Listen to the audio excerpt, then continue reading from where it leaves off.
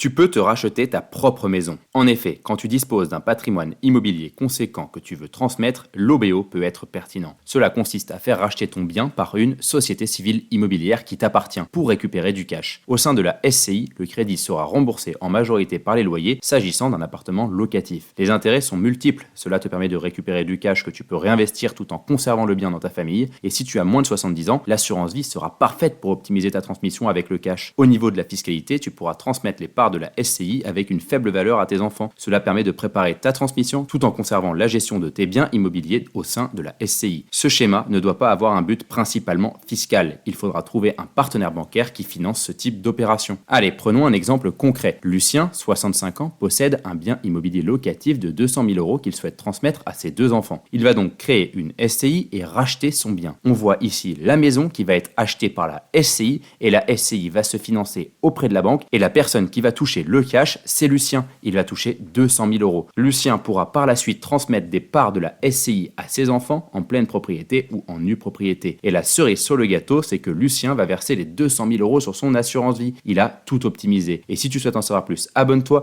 et va écouter notre chaîne L'Art de la gestion patrimoniale sur YouTube, Spotify ou Apple Podcast.